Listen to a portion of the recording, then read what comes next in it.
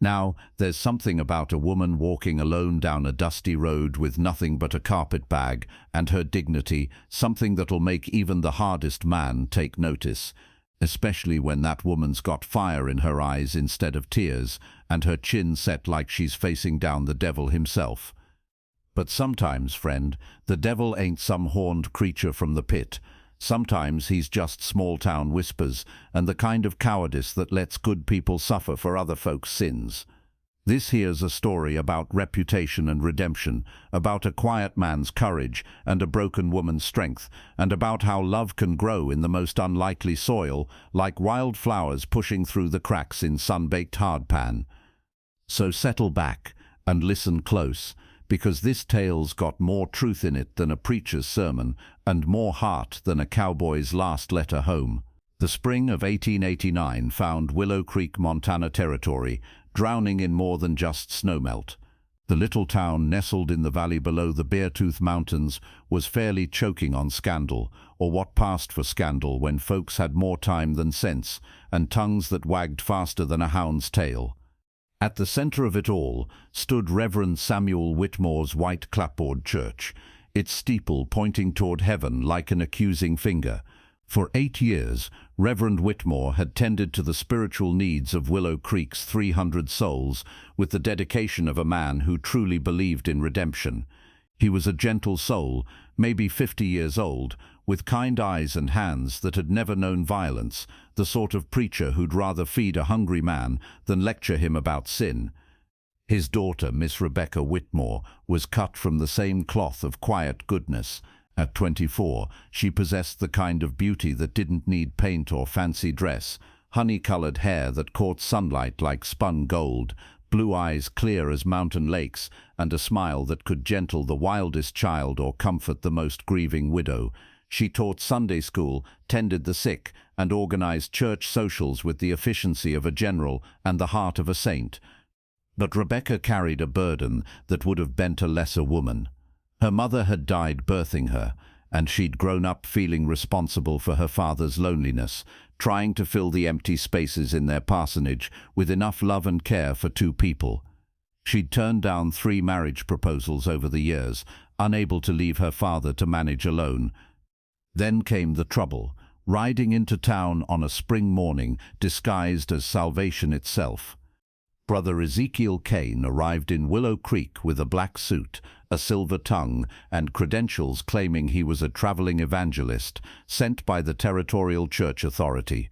He was a handsome devil, maybe 40 years old, with dark hair slicked back and eyes that could convince a woman she was the only soul worth saving. He spoke of bringing revival to the frontier, of cleansing communities of sin, and of the need for true believers to support his holy work. The townspeople ate up his fire and brimstone sermons like starving cattle at a feed trough. Within a week, he'd raised enough donations to spread the word throughout the territory, money that came from the pockets of hard-working folks who could barely spare a dime. What the good people of Willow Creek didn't know was that Brother Ezekiel Kane was about as holy as a rattlesnake in a prayer meeting. He was a confidence man who'd been working his way across the frontier, stealing from churches and believers with the dedication of a true artist. His plan was simple: gain the trust of the local preacher, pocket the donations, and disappear before anyone was the wiser. But Kane made a mistake that would cost more than money. He underestimated the integrity of Reverend Whitmore. On a Thursday evening, when Kane thought the Reverend was visiting the sick in the next valley over, he broke into the church safe where the revival funds were kept. What he didn't count on was Samuel Whitmore returning early and catching him red-handed with his fingers in the collection plate. "Brother Kane," the Reverend said quietly, standing in the church doorway like judgment itself, "I believe you have some explaining to do." What happened next depended on who was telling the story. Kane claimed the Reverend had been stealing from the church all along and attacked him when confronted. The Reverend's version, whispered to his daughter with his dying breath, was that Kane had struck him down to silence his witness. By the time Doc Peterson arrived, Reverend Samuel Whitmore was dead.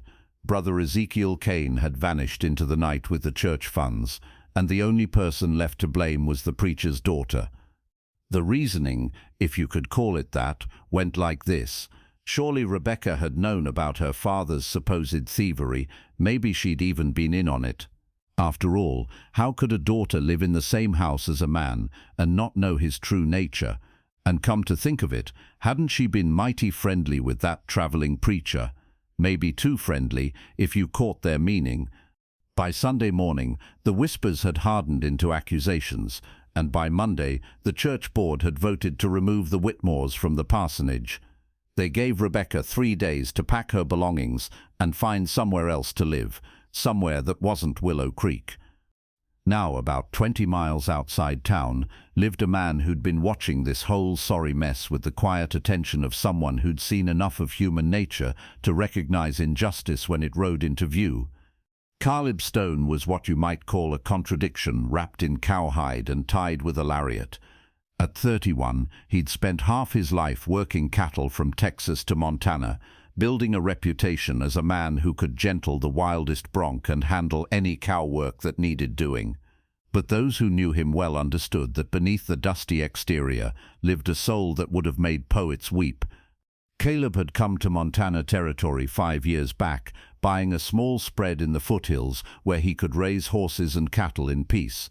He was the sort of man who spoke more with his actions than his words, who'd rather listen than talk, and who judged people by their deeds rather than their reputations. He'd been attending Reverend Whitmore's church for 3 years, drawn not by any particular religious fervor, but by the genuine goodness he saw in both father and daughter. He'd watched Rebecca tend to the sick, teach children with infinite patience, and care for her aging father with a devotion that spoke of true Christian love. When the scandal broke, Caleb was one of the few people in Willow Creek who knew it for the lie it was. He'd seen Brother Ezekiel Kane's type before, smooth-talking predators who fed on the faith of good people, and he'd seen enough of Rebecca Whitmore to know that accusing her of theft was like accusing an angel of breathing fire. The morning Rebecca was to leave Willow Creek dawned grey as gravestones and twice as cold. She stood on the steps of the parsonage that had been her home for 24 years, wearing her best blue dress and carrying everything she owned in a worn carpet bag and a small trunk. The church board had given her enough money for stage fare to Denver, along with stern advice to start fresh somewhere that doesn't know your shame.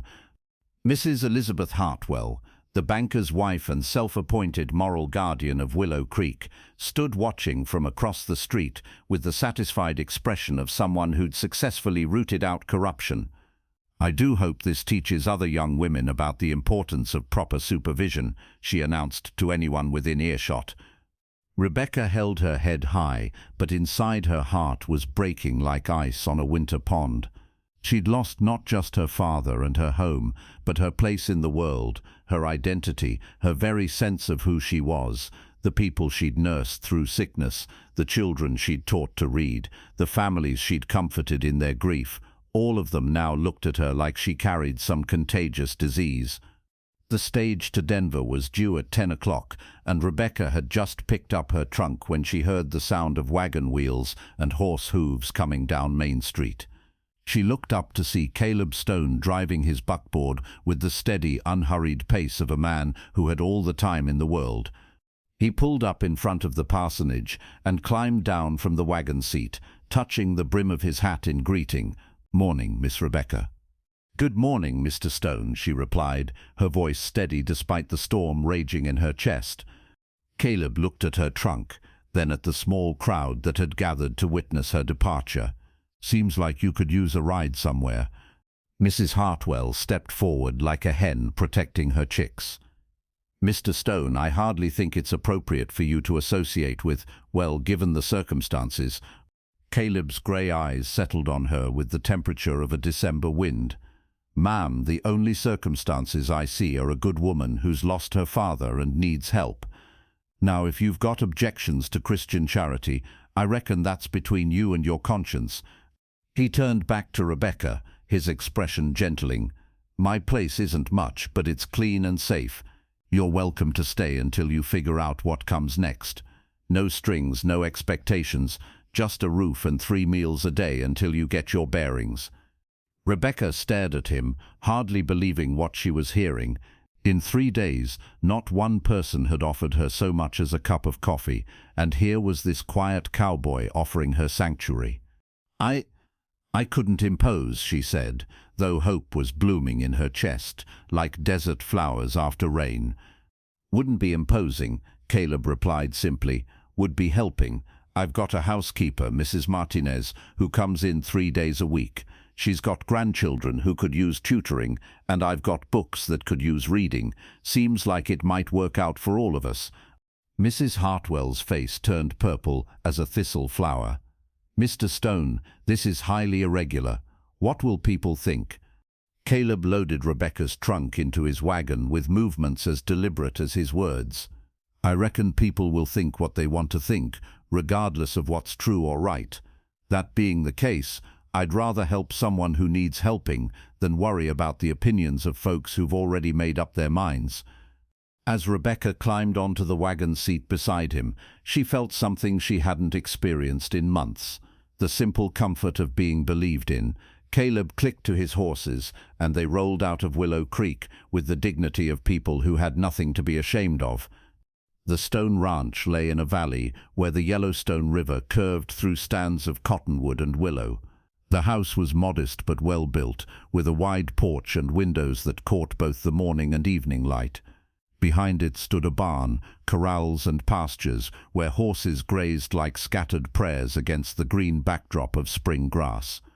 Mrs. Carmen Martinez proved to be a blessing disguised as a middle-aged Mexican woman with kind eyes and hands that could work miracles in the kitchen. She welcomed Rebecca like a long-lost daughter, immediately setting her to work helping with meals and household tasks that made her feel useful rather than pitied. That Caleb, Mrs. Martinez confided as they prepared dinner the first evening, he's got a heart bigger than Montana, but he keeps it locked up tighter than a church on Monday. Been watching you in town for years. That one has always asking about your father's health, your teaching, whether you needed anything. Course he'd never say so directly, too shy and too honorable, but a woman notices these things. As the days passed, Rebecca began to understand what Carmen meant. Caleb treated her with a respect that was almost reverent, never presuming, never pushing, but always there when she needed something. He'd leave books of poetry on her bedside table, wild flowers on the kitchen table, and fresh trout cleaned and ready for Carmen to cook. When Rebecca mentioned missing her father's library, Caleb quietly began acquiring books from Denver and Billings, building a collection that would make any scholar weep with envy. But it was in the small moments that Rebecca began to see the man behind the reserved exterior. She watched him doctoring a sick calf with the patience of a saint, saw him reading to Carmen's grandson who was struggling with his letters, witnessed him giving his coat to a drifter who showed up hungry and cold one evening. 3 weeks after Rebecca's arrival, word came that Brother Ezekiel Kane had been arrested in Salt Lake City, caught trying to work his confidence game on a Mormon congregation. The stolen church funds were recovered, along with evidence of similar thefts in a dozen towns across the territory. Caleb brought the news to Rebecca as she sat on the porch reading in the evening light. Seems like the truth has a way of coming out, he said quietly, settling into the chair beside her. Rebecca set down her book and stared across the valley where fireflies were beginning to dance in the gathering dusk. The truth may have come out, but it won't bring my father back, and I doubt it'll change anyone's mind about me. Some minds ain't worth changing, Caleb replied, but a good reputation is like water, Rebecca. It finds its own level eventually. She turned to look at him, this man who'd shown her more kindness in 3 weeks than her hometown had in 3 years. Why did you help me, Caleb? Really? For a long moment, he was quiet, watching the first stars appear in the darkening sky. When he spoke, his voice was softer than she'd ever heard it. Because I've been watching you for a long time, and I know what kind of woman you are, because your father was a good man who deserved better than he got, and because, he paused, seeming to wrestle with words that wanted to stay hidden, because sometimes a man gets one chance to do something that really matters, and if he doesn't take it, he spends the rest of his life wishing he had. Summer bloomed across the Montana territory. like a promise kept. Rebecca settled into life at the Stone Ranch with the ease of water finding its course. She tutored Carmen's grandchildren, helped with the books, and discovered that she had a natural way with horses that impressed even Caleb. More importantly, she found herself healing from wounds deeper than her father's death, the wounds of rejection, abandonment, and lost faith in human goodness. The turning point came on a July morning when Dr. Peterson rode out from Willow Creek, his weathered face grim with purpose. "Caleb, Miss Rebecca," he said, climbing down from his horse with the stiffness of a man who'd spent too many years in the saddle. "I've come to make amends." Rebecca stiffened, but Caleb's hand found her shoulder, steady and reassuring. Doc Peterson removed his hat and looked directly at Rebecca. "I've been doing some thinking about the night your father died, been going over it in my mind, and I realized I never properly examined the scene. Yesterday I went back to the church and looked real careful like." He reached into his pocket and pulled out a small silver object, found this wedged behind the altar. Brother Cain's watch with his initials engraved on the back. Must have come loose during the struggle. Along with this, he produced a blood-stained piece of paper, part of a letter in Cain's handwriting, detailing his plans to rob the church and move on to the next town. Rebecca's hand went to her throat. "You mean—" "I mean your father died trying to stop a thief, just like you said. And I mean I was a coward for not speaking up when the town turned against you." Doc Peterson's voice cracked with shame. "I've spent the last week visiting every family in Willow Creek, telling them the truth. Most folks are feeling pretty ashamed of themselves right about now." "Most folks." Caleb's voice carried a warning. "Well, Mrs. Hartwell still insists there must have been some impropriety. But then again, she once accused the minister's cat of being in league with Satan." Doc Peterson managed a weak smile. "The church board voted yesterday to formally apologize and ask Miss Rebecca to return. They're offering her father's position, first woman preacher in the territory, if she'll take it." Rebecca felt the world spinning around her like a dust devil. Everything she'd lost was being offered back to her, her reputation, her place in the community, her father's legacy. It was more than she'd dared hope for.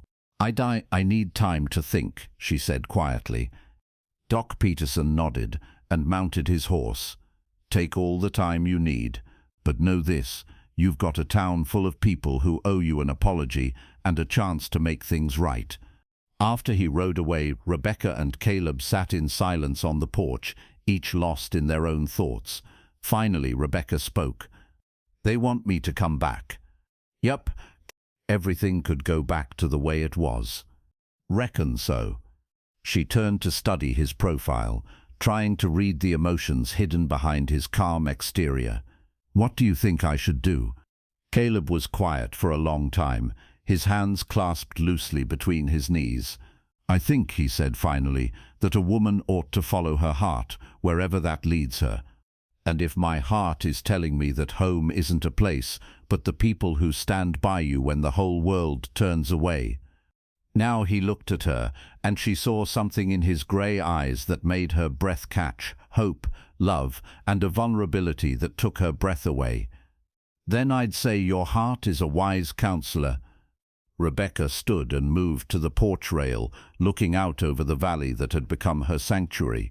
"I spent my whole life trying to be the perfect preacher's daughter, following every rule, meeting every expectation, and when the test came, none of that mattered. The people I'd served, the community I'd loved, they cast me out without a second thought." She turned back to Caleb, her blue eyes bright with tears and determination. "But you saw me when I was broken and offered me a place to heal. You believed in me when I couldn't believe in myself. You showed me what real Christian love looks like, not the kind that judges and condemns, but the kind that lifts up and protects and cherishes." Caleb rose slowly, as if afraid sudden movement might shatter the moment. "Rebecca, I don't want to go back to Willow Creek, Caleb. I want to stay here with you, if you'll have me, not as a guest or a housekeeper, but as your wife, if you'll ask me." For a moment, the only sound was the wind through the cottonwoods and the distant lowing of cattle. Then Caleb Stone, the quiet cowboy, who'd spent most of his life with more words in his head than on his tongue, found exactly the right thing to say. "Miss Rebecca Whitmore, would you do me the honor of becoming my wife and making this house a home?" Her answer was yes, delivered with a kiss that tasted like summer rain and new beginnings. They were married a month later by a circuit preacher, with Carmen Martinez and her family as witnesses. Doc Peterson rode out from town with half of Willow Creek trailing behind him, folks who wanted to make amends and witness the wedding of the century. Even Mrs. Hartwell showed up, though she spent most of the ceremony muttering about the impropriety of outdoor weddings and Mexican food at the reception. As the years rolled on like tumbleweeds across the prairie, Caleb and Rebecca Stone became the stuff of local legend. Their ranch became a place of refuge for travelers, their door always open to those in need of help or healing. Rebecca never did become a preacher, but she ministered to souls just the same, teaching children, tending the sick, and showing by example what it meant to live with grace and forgiveness. They raised 3 children, who grew up understanding that strength isn't about never falling down, but about getting back up with dignity. And on quiet evenings, when the work was done and the children asleep, Caleb and Rebecca would sit on their porch and watch the stars emerge over the Beartooth Mountains, grateful for the scandal that had driven them together. You see, partner, the real lesson in this story isn't about false accusations or small-town gossip, though there's plenty of both. It's about the difference between fair-weather friends and true companions, between people who love you when it's easy and people who stand by you when it costs them something. Rebecca Whitmore lost everything she thought mattered: her reputation, her position, her place in the community. But in losing those things, she found something far more valuable: a love that didn't depend on her being perfect, a home that wasn't built on others' approval, and a partner who saw her worth when the whole world had forgotten it. Sometimes the worst thing that happens to us turns out to be the best thing that could have happened. Sometimes getting cast out of the wrong place is exactly what we need to find the right one. And sometimes, if we're very lucky, a quiet cowboy comes along at just the right moment to remind us that we're worth more than the sum of other people's opinions. So the next time life throws you a curveball that knocks you clean out of the batter's box, remember Rebecca and Caleb. Remember that true love doesn't run when trouble comes calling. It steps up, offers its hand and says, "We'll face this together." That there's a lesson worth holding on to, friend, worth holding on to all the way home.